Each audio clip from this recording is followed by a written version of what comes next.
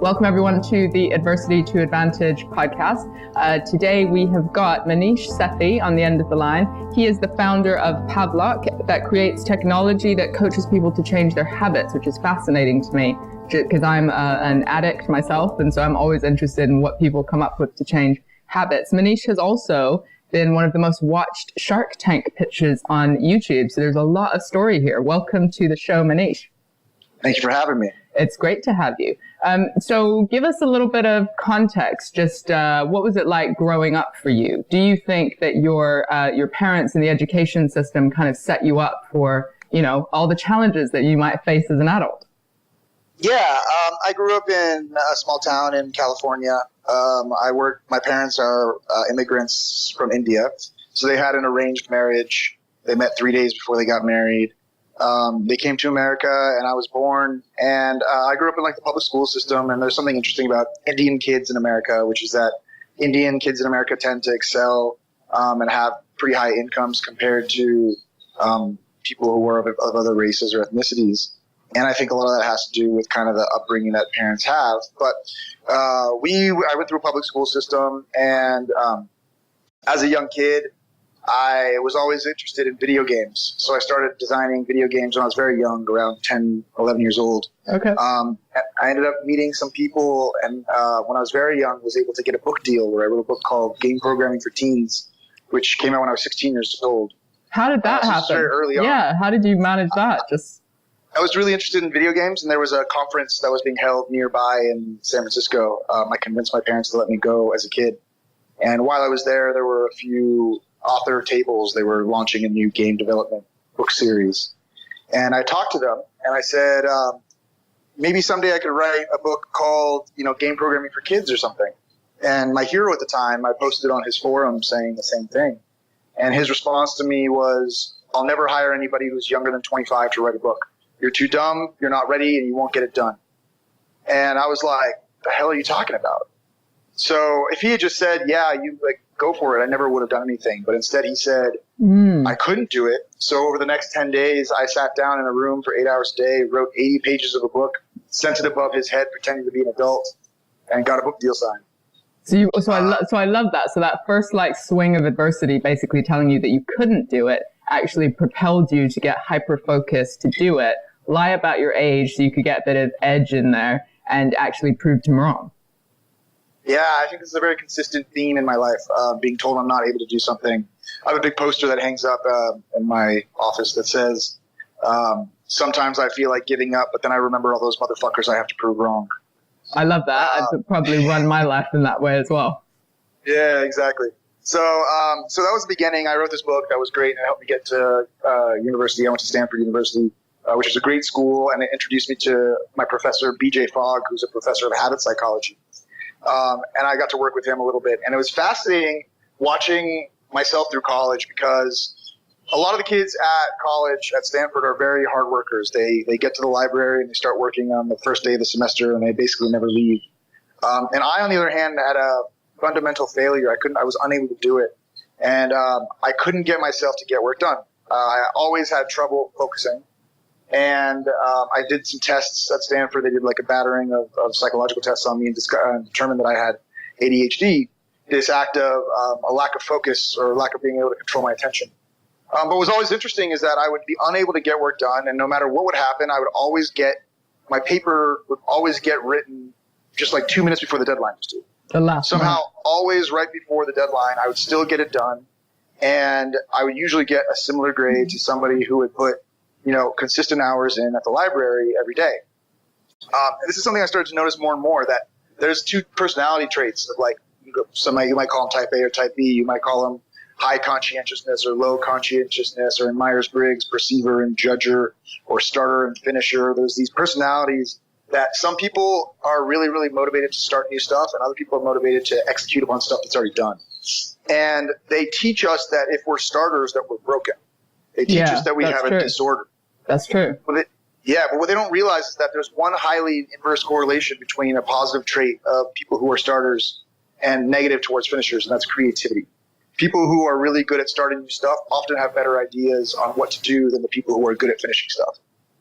And this became a really interesting point. It's a skill in its own right. Yeah, because some people are really good at filling out spreadsheets, but other people need to know what spreadsheet should be filled out. And those two people are never the same person. And so when I was in college, I started to notice that these deadlines would always motivate me to get work done.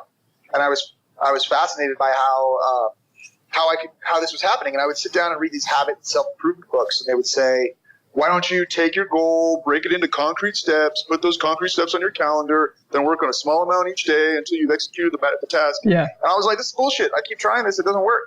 But what I did notice is that when there was a deadline, I would get stuff done. The secret wasn't to break down my work into manageable tasks. The secret was to add more deadlines. So I said, how do I actually... But did you give yourself... Because I'm just thinking you're saying you can't focus, but then I'm picturing the kid who's writing this book 8 hours a day and just getting it done. Was that because you gave yourself an imaginary deadline to send it to this guy because he told you couldn't do it? Yeah, I got the first 80 pages of that book done. I sent it to the author, and then it took me another 2 years to write the next 160 pages. Oh, interesting. So once the point was done, then the other deadline was malleable. Sure, and that's the finisher side of things, right? Which would take you a little bit longer to get sort of... Massive hyper focus on one concrete goal, yeah, and then a non-reaction towards the when it doesn't matter anymore. I don't care about actually writing a book. I just cared about being that guy. And so, in the same way, what I started to notice here is the same thing. It's a deadline, a competition, a punishment, a penalty. Okay. All of these are examples of a negative reinforcer. Yeah. When people talk about positive reinforcement, negative reinforcement, we somehow have imbued within our psyche and within the social psyche that positive reinforcement works better than negative reinforcement. And that's patently false. Patently false. The fact is that negative reinforcement makes habits start changing. Positive reinforcement makes habits stick. You can't change a habit without having some fear of a penalty, because most people will just revert back to doing nothing. So you need both. Yeah, both together becomes a very, very powerful loop. So when I started to look at this model of how do I add more deadlines into my life, I realized there were a couple things that motivated me a lot, specifically a fear of loss of money. So I started making bets with friends that I would do my work. I said, I will send you 10 pages of a draft by day after tomorrow, or else I will pay you or pay a charity that I don't like $100. Yeah. And what would happen is that I've lost maybe 3 bets out of thousands I've run in my entire life. And that became the ability for me, kind of a magic pill that allowed me to create manageable deadlines that I could add into my life. It's not that I want to do a task and I'll do it. It's that if I don't do it, I'll get a failure penalty. Does that make sense? Yeah, no, it does. It does. And it kind of turns on its head this idea of just rewarding yourself like once it's complete. Because often people are trained within the education system to a deadline, right? So to an exam or to something like that. And then you're an adult and you lose some of that. Yes, you might have work deadlines, but a lot of the self-motivated stuff, you now have no structure around it other than what you create. And people aren't taught how to do that. And I guess for some people, the breaking it down thing can work, but you realize that it just doesn't work for everyone, and it certainly didn't work for you. Yeah, I think that there's a good 50% of people who are motivated by fear of loss. And I think that those 50% of people continuously feel lost in modern society as adults. They get work done when their boss tells them to do it, but as soon as it's something that they have to do for themselves, something like a New Year's resolution, they start to fail. And what are some of the judgments that those sorts of people get? What are some of the judgments that you might have gotten? A lot of it's self-described judgments, but a lot of it's external as well. So things like, you're lazy, you're not focused, why don't you just do it? Come on, it's so easy, just do it. It sounds so simple. Yeah. It's so easy for me to give advice. It's so funny when I try to give people marketing advice, and I'm like, why don't you just do this or this or this? And they're like, why don't you do that? And I'm like, whoa, I don't know. Like, I got other stuff to do. So it's hard to swallow your own pill. But that said, so I ran a blog. I started a blog that I would do experiments that my readers would vote on. And I did this set of productivity experiments around 2012. And in these experiments, I tried to motivate myself to lose weight and get more productive. First thing I did was I wanted to lose like 20 pounds. So I did a bet every day that I would do intermittent fasting and eat only paleo food. And by adding a 30-day bet, it was easy. I just never failed and lost like 20 pounds. But then the second thing I wanted to do was to write more, become more productive. And I said, how will I get myself to do this? Well, the problem is whenever I sit down on my laptop, I start using Facebook. Whenever I sit on my laptop, I start wasting time. Yeah. So what if I hire someone to follow me around? And every time I waste time on Facebook or stop writing, she slaps me in the face. That's quite a job. I hired someone on Craigslist, put up an ad that said, slap me if I get off task. And within like 30 minutes, something like 30 or 40 people had sent me an application. They're like, is this a joke? Is this a joke? So I ended up hiring this one girl. Her job was to follow me for 2 weeks for about 2 or 3 hours a day. And every time I got off task, she'd just sit down next to me. I was trying to write articles for my blog. And I was typically writing like one article a week. And I was like, okay, well, if I get off task, slap me in the face. So within like 30 minutes, she's like, Maneesh, what are you doing? She starts tapping me on the shoulder. Come on, Maneesh, don't make me. And almost rarely, only 1 or 2 times in this 2-week period, did she ever actually hit me. Sure. Mostly it was like a reminder tap on the shoulder that I was being watched. But what happened was massively interesting. It became, first of all, a collaborative experience. I was like, hey, does this sound good? Does that sound good? Could you look up an image while I do this? Yeah. But secondly, my writing speed just became, I wrote basically 3.5 months of content in about 4 days. It was like I was able to write 4 hours a day straight, no stopping, no breaks, because I set this pre-commitment and I had in the moment instantaneous accountability next to me. And I published an article called Why I Hired a Slapper to Get Me Off Craigslist, and Why I Hired a Slapper off Craigslist to get me off Facebook. And apparently the word slapper in England means something else. Yeah. So I go to bed and I wake up and we were viral all over the UK. Viral in the Daily Mail. Yeah, you would be. And by the time I wake up, it's got to the East Coast and NPR is calling me. So I to a phone call from National Public Radio in America. And within 4 days, I was shared all over the world. I was on TV. I was on hundreds of news sources. For 4 days, I was famous. I was like, this is awesome. But then 4 days later, it was gone. It was completely gone. I was nobody again. And I was like, this is interesting. Like, how do I recreate this viral experience and help other people? Well, it was more definitely a selfish act. It was like, how do I recreate this viral experience? And I decided, what if I took a dog shock collar and I rewrote it such that every time I went on Facebook, this collar would give me an electric shock. I called up a friend, and he's like, yo, let's do it. Let's go to Radio Shack. So he was an electronics guy. He helped me pull apart this old dog collar we had. And within 24 hours, we had this little prototype where I was going on Facebook and getting shocked every time. And I was about to post this video online, but as I watched it, I thought to myself, this is actually really interesting. There's a million wearable devices out there that track what we do. Yeah. But this one's actually changing what I do. Maybe this is better than a funny blog post. Maybe this could be a real business that can really help people. And so that was the idea for my company, which I started, which is a wearable device technology company that helps people change habits with our product Pavlok. It's on my wrist. Okay. And whenever you see that little light, so that light is giving me an electric shock because I pressed the button in this case. Yeah. And so the product in the company, that what we've done, and we have 75,000 customers, about 12 to 15,000 people wear it right now around the world, is it's a wearable device that lets you program in your habits. We have good habits, we have bad habits, and we have waking up, which is our most common habit. And what we've done is we created a product which rewards you for doing good habits. It gives you an electric shock when you do bad habits, and it makes sure that you get out of bed and don't fall back asleep. So that's kind of like what the company does, and that's what we've been heavily working on is making a company that can let people commit to their goals with almost no chance of failure. And how does it? So I'm just curious about how it works. Like, how does it link to, for example, the habit I'm trying to kick is just eating sugar, right? And I keep, in a stressful early stage entrepreneur kind of situation, which is what my business is in, scaling up and all that, the stress around that. Often sugar is the thing that I just can't cut. And I keep doing the cycle of like the habit. Like, so how would you program something within that? How would it know? Is it how does it work? Sure. So there's a difference between killing sugar for good and reducing the cravings. Yeah.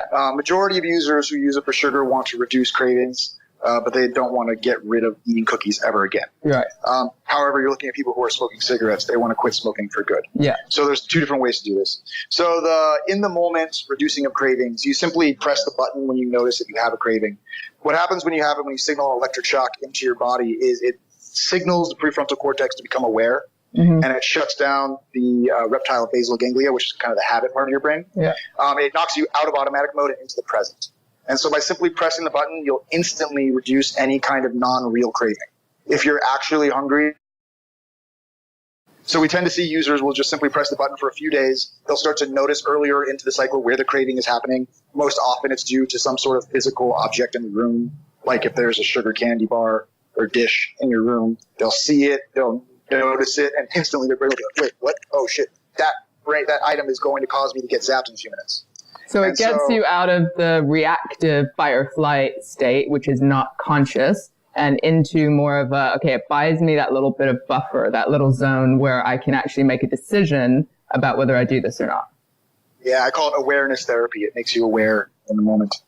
So that's a very common use case. People trying to reduce cravings or reduce negative thoughts. One of our top ones these days is getting over your ex. So whenever you catch yourself having a negative thought or a recurring thought loop or thinking about your ex, they'll press the button, snaps them out of it, but also makes them notice what they're doing and what the context is around them. When I was trying to get rid of my thoughts about my ex, I found out after a few days of it that I was still using plates that she'd given me. And by throwing away the plates, I was able to completely remove the continuing thought loop. So was it like you had a trigger that you had to get rid of? Yeah, and the trigger, it wouldn't convert into conscious recognition of it until like half an hour to an hour later. So I was barely noticing. I would be thinking about it without thinking about it, which is really interesting. Well, what's fascinating is that you're using this for thought patterns as well as like the outside addictions, the sugars, the alcohol, the cravings, whatever that might be, but actually just noticing, being aware of your thoughts and how they impact how you feel. It's massive. I think everything starts with thought. And the more and more I go through it, the more and more I realize that accessing and attempting to project thoughts while using this app really allows kind of like a superpower of reprogramming. Small things like saying I can't versus I won't or I choose not to. By catching myself complaining, whenever I caught myself, I did this for like 7 days. And whenever I caught myself saying a complaint, I defined a complaint as saying something negative without stating a solution within the same sentence. So this sucks, it's raining is a complaint. This sucks, it's raining, so I will make sure to put an umbrella by the front door is not a complaint. So what happened is I would catch myself saying, this sucks, it's raining, shock, say the solution. And within 3 or 4 days, I didn't need the shock anymore. I was naturally thinking in solutions instead of complaints. So totally revolutionized the way I approach the problems of the world. And it only took 3 or 4 days, which was really interesting to me. And so obviously this is making a lot of sense, the reinforcement, the brain science, all those sorts of things. But what was the journey like to get to this place? Did people very quickly buy into the idea? Did you have to convince people? Obviously you're testing it. Like what were the challenges or what are the challenges in sort of getting this to market? There's huge challenges. One of our biggest things that we are successful at achieving, but I think one of our biggest failures as a marketing endeavor was going after the bad habit market. So we're really, really, really good at making people stop things for good. So quitting smoking. We have a 5-day program, which we call aversion therapy. It's where you ever get really drunk on like tequila or get really sick at a restaurant and you get so sick that you vomit and you like never want that alcohol again. Yeah. And in one night you go from liking a habit to hating a habit. Yeah. That's called an aversion. It's a Pavlovian association towards nausea or electric shock. We have a 5-day program where you basically smoke a cigarette while you get shocked. And what happens is you're going to want to put the cigarette down, but you stick through with it for 5 to 10 minutes a day for 5 days. Your brain creates an association between the motion of the hand, the smell, the motion, and over 50% of our users will completely quit smoking in 5 days when we measure them 6 months and a year later. The numbers are astronomical. Nicorette patches are 7.5% effective. In one study we ran at a university in Boston, was 75% effective with our product. So the numbers are astronomical, but what happened is that number one, people don't want to give up bad habits. Number two, people don't want to get shocked. Number three, people don't believe it. So those problems became a huge fight that became no fun. And when we started, but then we noticed that one of the most common apps that was being used, we have like a bunch of different habit apps within our Pavlok app, was the waking up on time alarm clock. And I think everybody understands that. It's like, oh, it's an alarm clock that shocks you awake. Done. It makes sense. It fits into your mental model pretty simply. Yeah. So when we started doubling down on that, that was when we started to really grow. We created a second product called the Shock Clock, which is an alarm clock for helping people wake up early. And it tracks your sleep cycles and vibrates you gently in your lightest stage of sleep to wake up. Then you have 1.5 minutes to get out of bed and do jumping jacks, or else you'll receive the zap. Oh, so you have to be fully awake. And what happens quickly is that, number one, people are not wanting the zap. They're fully awake. If you go back to bed, it starts to zap you. But more importantly, it started to make it so when the vibration happened, people would instantly become alert. And very quickly, within a couple of weeks, they didn't even have to wear it anymore. Their body was trained to wake up with alertness at that time. So that became one of our big breakthroughs, was promoting, helping people wake up as kind of a lead gen into other sort of habit change thoughts. If I could go back in time, I probably would not have pitched bad habit cessation. I would have pitched like thought change.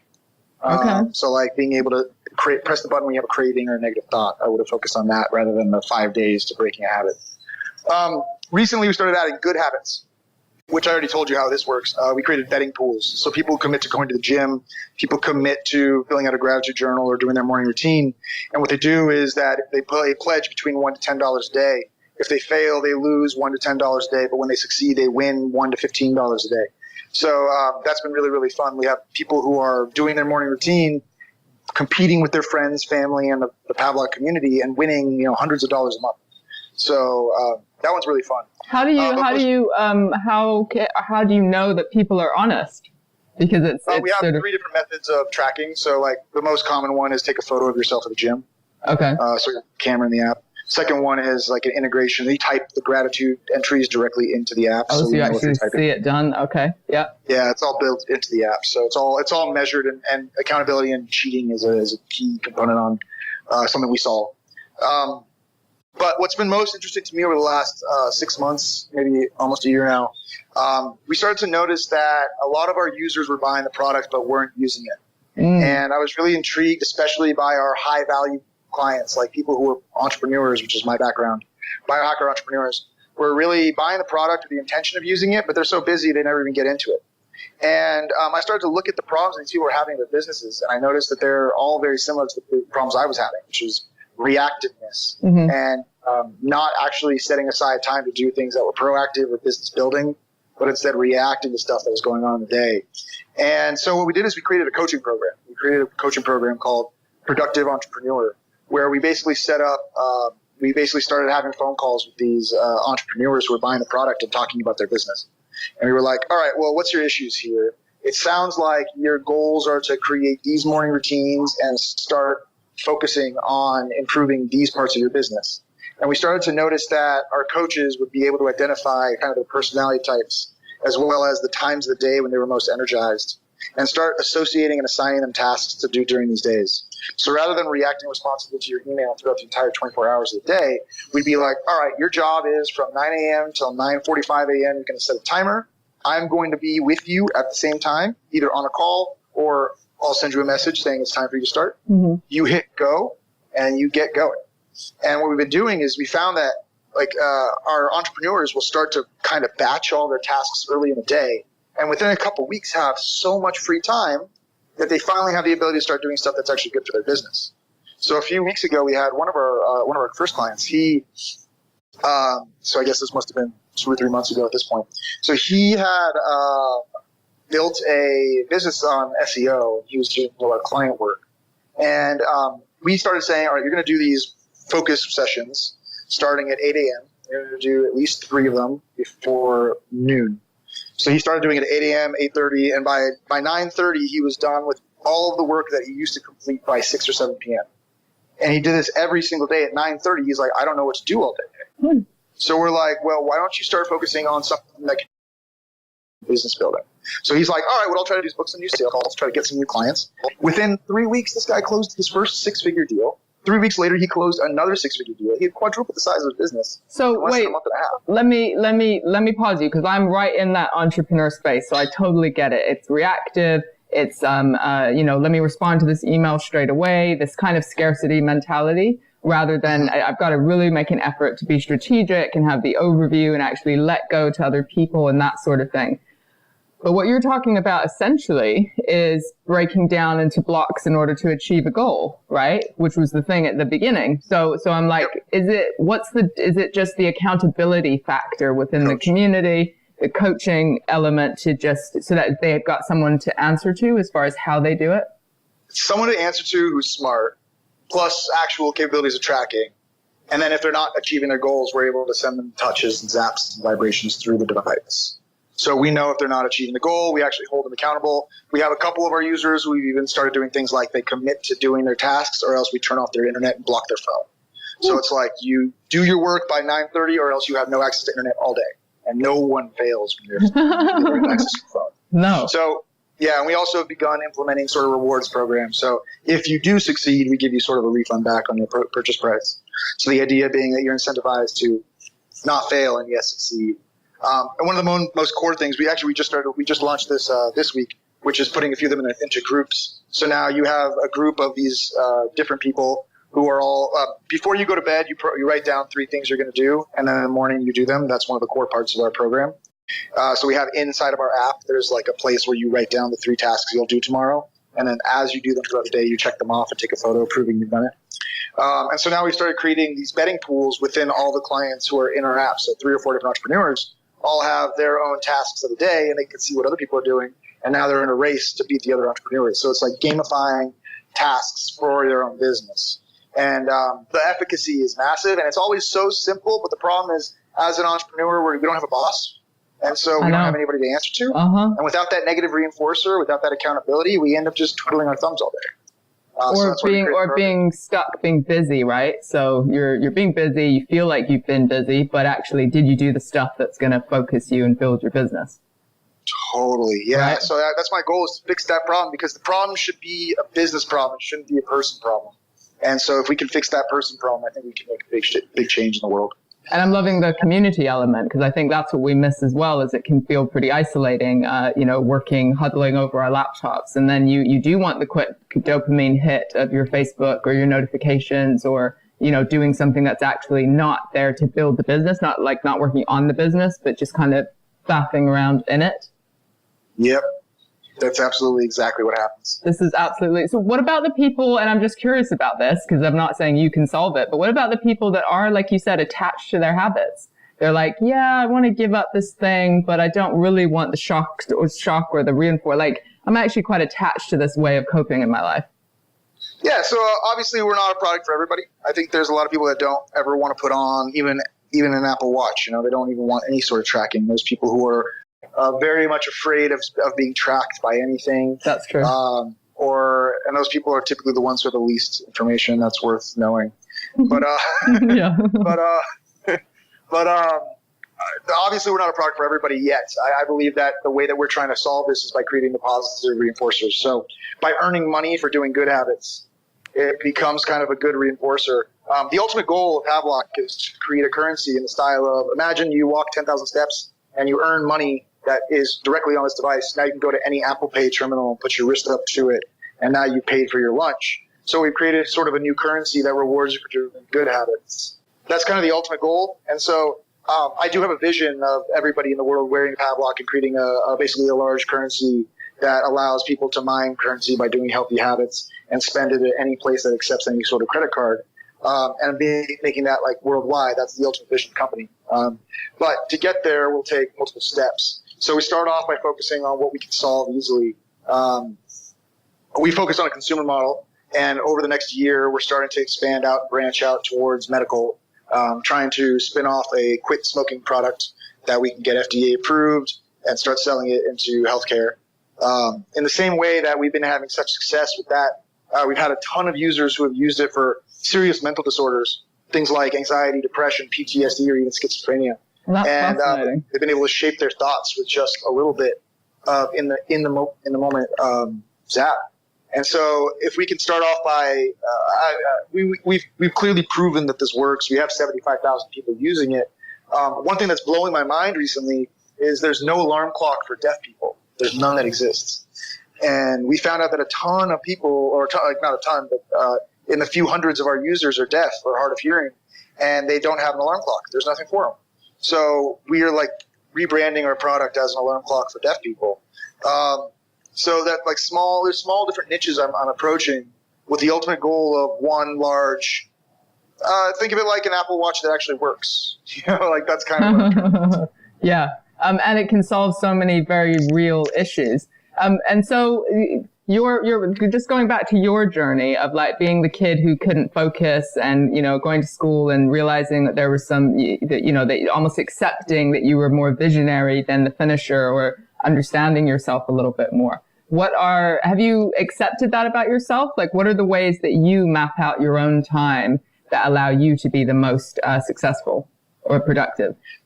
Yeah, so small things. I have daily bets. So I make bets with friends in my team about things I promise to commit to. And then if I don't succeed with them, I don't earn any money, or I lose a lot of money. I have automation. I've been adding a lot of automation into my life. For example, this podcast interview, I told my assistant, hey man, book interviews. Yeah. I don't want to hear anything else. I'm not going to do anything. Just set it up. Show up my calendar or else. Yeah. So adding automation, adding negative reinforcers into my day. To me, positive reinforcers are almost irrelevant, so they don't really add any value to my life. So that's kind of the way I focus on it. I have my own coach, obviously. I use the Pavlok coach as my own coach. Oh, interesting. Okay. So there's something about consistently working on yourself through a coach and through the different mechanisms and habits in order to keep you pushing forward. Yeah, you need somebody else to hold you accountable. It's that simple. If you don't have somebody else especially for somebody like me, if I sit down at my computer without a concrete plan and a bet, I'm going to be on Facebook. And so as long as I have a concrete plan, I'll still be on Facebook until exactly 20 minutes before the deadline, but at least I'll get that task done. So by adding more and more of those bets or tasks or things like this, immutable, non-cheatable events on my calendar, I'm able to create value. And also one of the big things for me was understanding personality types. I think there's a lot of really interesting models on personalities. There's a thing called Myers-Briggs, which I found a ton of value in identifying differences between people. And one thing that stood out, my personality type is an ENTP, which is kind of a visionary entrepreneurial type, who's utterly incapable of doing anything, but really good at coming up with good ideas. One thing that really blew my mind was that the way that I process information is through speaking out loud. I create new ideas through speaking out loud. And I had always known that to be true, but not known that to be true, in the sense that it was obvious that I came up with great ideas when I talked to other people. But until I saw it written in text, I didn't really think about it that way. Well, which is really hard. If you're early stage business, if you're working by yourself, that's really hard. You don't have the mechanism to do that. It's like if someone says to me, Maneesh, could you edit this document? It's going to take me a week. But if somebody says, hey, Maneesh, let's edit this document now, it'll take us 5 minutes. So I need to be working on it with another human being. And so I try to program the majority of my real tasks to be done with another human being sitting next to me, because that's just what works for me. Other different types work in a different way. And so one of the core things we do in our program is help people, entrepreneurs, identify their types first and help them understand what works for them. Because some people need to sit in a quiet room and be alone with their thoughts first. And other people need to work with somebody else in the room. And those two people just have different operation styles. So there's something just about self-awareness, understanding yourself, what works for you, and then creating the mechanisms surrounding that to support you being your best self in that way. Exactly, because it's a waste of time to do stuff that you're not good at if you could be doing it. If all it takes is a slight environmental shift. Right. For example, if we have this one guy yesterday, man, one of my friends, he made a bet with me. He's like, I'm going to get 100 opt-ins for my email list. He had like no email list. He's like, I'm going to get 100 opt-ins by tonight. He had 20 hours to do it, and he got 101 opt-ins. He did not fail. And so it's like, why would he not make bets every day? Worst case scenario, he pays me $50 and gets 98 opt-ins, right? But like, best case scenario, he started from nothing and now has 100. That's so he's still winning for one day. He's still winning. It's sort of like the Tim Ferriss thing about if you had a gun to your head, right? How could you do it? How could you get your edge? And so besides the habits and productivity thing, you sound like you're a born entrepreneur, and there's that discussion about whether we're born or made, right? But you sound like you know how to hustle and you know how to build things. What advice would you give to an entrepreneur or somebody who, is thinking in the way that you do, but there's a lot of risk attached to business? Like, what advice would you give to somebody in general just about starting business? I think that's a really vague question. I mean, the ones I always start with are things like identify your own personality and learn who you are, because know thyself before you get started. One other piece of advice I often give is to optimize your downside and realize that your downside isn't really that down. So I follow Stoicism as kind of a philosophy. And one thing that I learned from Seneca, he always said that you should spend a few weeks every year living your biggest fear so that you realize your biggest fear isn't that scary at all. So I took that hard. So I spent a few weeks. I lived in the wilderness for 4 weeks with no backpack or sleeping bag, trying to survive. I've lived in homeless shelters, trying to experience what the worst could be. I've run out of money or refused to spend money for weeks at a time to see what happens if I actually have no money. And honestly, the conclusion I've come to is that unless I lose a limb or lose my life, nothing hurts me. There's no way to hurt me unless I lose a limb or lose my life. And even if I lose a limb, I'd probably get one of those cool robot limbs. Yeah. So it's not even that big a downside.